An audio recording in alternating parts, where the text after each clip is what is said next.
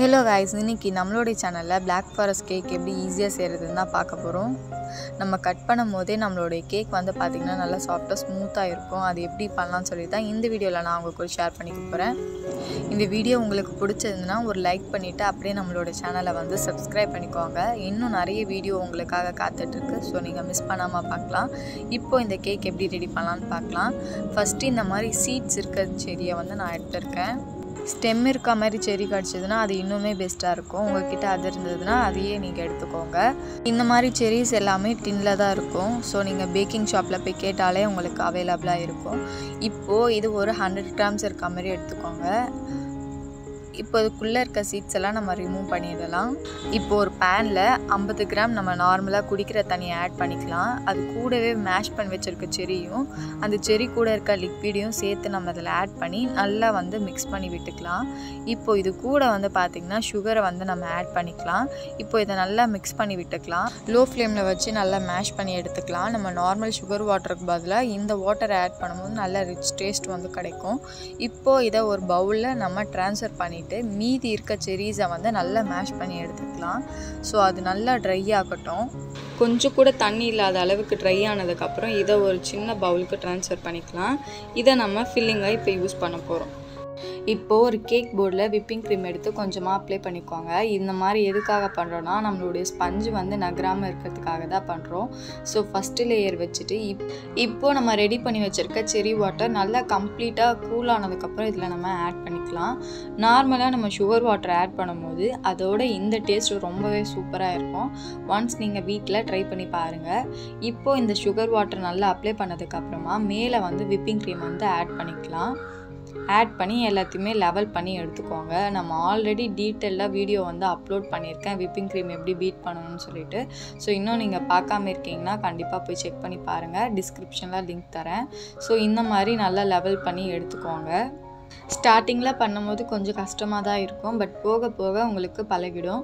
So நீங்கள் use பண்ணும்போது turn table லைட்டாக வந்து மூவ் பண்ணிக்கிட்டே யூஸ் பண்ணுங்கள். அப்போ உங்களுக்கு கரெக்டாக வரும்.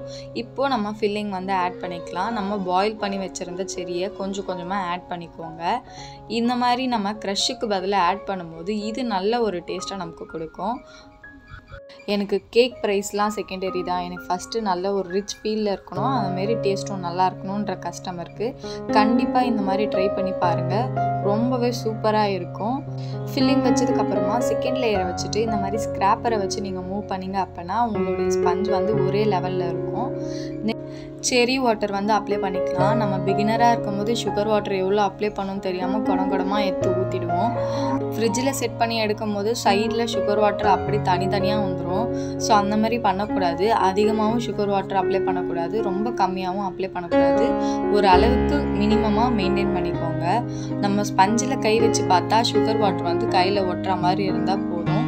நெக்ஸ்ட்டு வந்து விப்பிங் க்ரீம் வச்சுட்டு மேலே வந்து பார்த்திங்கன்னா ஃபில்லிங் வந்து அப்ளை பண்ணிக்கலாம். இப்போ இந்த ஃபில்லிங் கொடுத்ததுக்கப்புறமா மேலே தேர்ட் லேயர் வச்சுட்டு மறுபடியும் லெவல் பண்ணிக்கோங்க ஸ்க்ராப்பரை வச்சு. செரி வாட்டர் வந்து நல்லா அப்ளை பண்ணி எடுத்துக்கலாம்.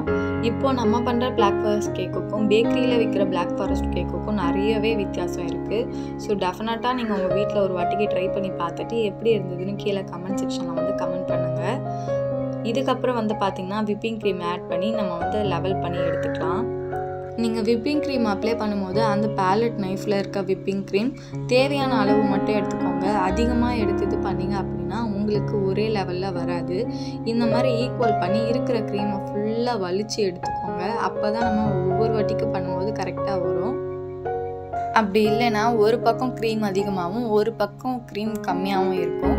ஸோ ஒவ்வொரு வாட்டிக்கும் நீங்கள் பேலட் நைஃபை வந்து நல்லா ஒயிட் பண்ணி எடுத்துக்கோங்க.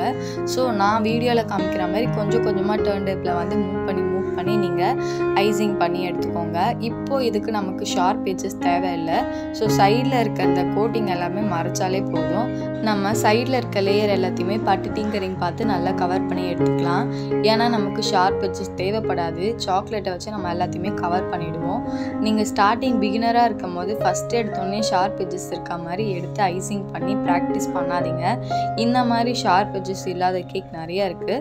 அதை வந்து ஃபஸ்ட்டு ட்ரை பண்ணி பாருங்கள். அப்போ தான் உங்களுக்கு ஐசிங் பண்ணுறதுக்கு ஓரளவுக்கு கான்ஃபிடென்ட் வரும். இப்போ இந்த மாதிரி ஃபுல்லாக கவர் பண்ணதுக்கப்புறமா இந்த மாதிரி ஒரு ஸ்க்ராப்பரை வச்சு நீங்கள் லெவல் பண்ணி எடுத்திங்கன்னா எல்லாமே ஈக்குவலாக இருக்கும். ஃப்ரிட்ஜில் ஒரு 1/2 hour செட் பண்ணி எடுத்ததுக்கப்புறமா இந்த மாதிரி நம்ம சாக்லேட்டை வந்து எடுத்து ஃபிட் பண்ணிக்கலாம். இது பார்க்க ரொம்ப சூப்பராக இருக்கும். உங்களுக்கு இந்த மாதிரி வேண்டாம் அப்படின்னா நீங்கள் சாக்லேட்டை கிரேட் பண்ணி இதில் வந்து ஆட் பண்ணிக்கலாம். நீங்கள் இந்த மாதிரி ட்ரை பண்ணும்போது கண்டிப்பாக உங்கள் கையில் க்ளவுஸ் போட்டிருக்கணும். அப்படி இல்லைன்னா உங்கள் கையில் இருக்க டெம்பரேச்சர் வந்து அந்த சாக்லேட்டை மெல்ட் பண்ணிவிடும். க்ளவுஸ் போட்டு அப்ளை பண்ணும்போது உங்களுக்கு ப்ராப்பராக அப்ளை ஆகிடும், மெல்ட் ஆகாது. ஸோ நான் இன்றைக்கி கொஞ்சம் டிஃப்ரெண்ட்டாக இருக்கணும்னு இந்த மாதிரி ட்ரை பண்ணியிருக்கேன். இதுவுமே நல்லா தான் இருக்குது. ஸோ சைடில் இருக்க விப்பிங் க்ரீம் எல்லாத்தையுமே ரிமூவ் பண்ணி எடுத்துக்கலாம். இப்போது ஒரு பைப்பிங் பேக்கில் விப்பிங் க்ரீம் ஆட் பண்ணிவிட்டு உங்களுக்கு பிடிச்ச டிசைன் வந்து போட்டு எடுத்துக்கோங்க. நான் இன்றைக்கி யூஸ் பண்ணியிருக்க நாசில் நேம் வந்து பார்த்திங்கன்னா 2D நாசில். ஸோ இப்போ இதில் டிசைன் போட்டதுக்கப்புறமா அங்கங்கே கொஞ்சம் கொஞ்சமாக சின்ன சின்னதாக டாட் மாதிரி வச்சு எடுத்துக்கிறேன். இது பார்க்க இன்னுமே சூப்பராக இருக்கும். இப்போது இதுக்கு மேலே நம்ம வந்து செரி வந்து ஆட் பண்ண போகிறோம்.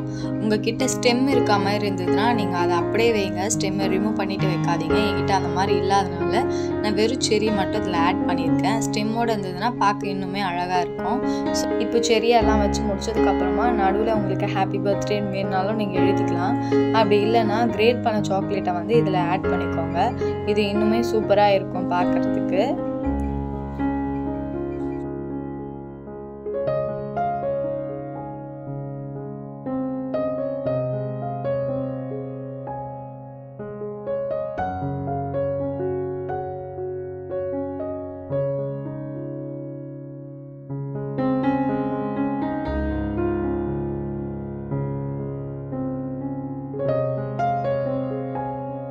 ஃபைனலாக இப்போது நம்மளுடைய பிளாக் ஃபாரஸ்ட் கேக் ரொம்பவே சூப்பராக ரெடி ஆகிருக்கு. இப்போது இதை நான் உங்களுக்கு கட் பண்ணி காட்டுறேன். கட் பண்ணும் போதே எவ்வளோ சாஃப்டாக ஸ்மூத்தாக இருக்குன்னு பாருங்கள். ரொம்பவே சூப்பராக இருக்கும். ஒன்ஸ் உங்கள் வீட்டில் இந்த மாதிரி ட்ரை பண்ணி பாருங்கள், உங்கள் குட்டீஸ்க்கு ரொம்பவே பிடிக்கும். சாக்லேட்லாம் வச்சதுக்கப்புறம் ஒரு 15 நிமிஷம் ஃப்ரிட்ஜில் வச்சோன்னா சூப்பராக செட் ஆகிடும் கேக்கோட. அதுக்கப்புறம் கட் பண்ணிங்கன்னா இந்த மாதிரி கீழே விழாது. ஸோ இப்போ நம்மளுடைய கேக்கை நம்ம வெட்டி எடுக்கும் போது எவ்வளோ ஈஸியாக வருது பாருங்கள். இந்த சாக்லேட் ஸ்பஞ்சு எப்படி ரெடி பண்ணுறது சொல்லிட்டு அதுக்கும் ஒரு வீடியோ நம்மளோட சேனலில் அப்லோட் பண்ணியிருக்கேன். ஸோ வேணும்னா அதையும் செக் பண்ணி பாருங்கள். இந்த வீடியோ உங்களுக்கு பிடிச்சிருந்ததுன்னா லைக் பண்ணிவிட்டு அப்படியே நம்மளுடைய சேனலை சப்ஸ்கிரைப் பண்ணிக்கோங்க. நெக்ஸ்ட்டு வேறு என்ன கேக் செய்யலாம்னு சொல்லிட்டு கீழே கமெண்ட் பண்ணுங்கள். பாய். தேங்க்யூ ஃபார் வாட்சிங்.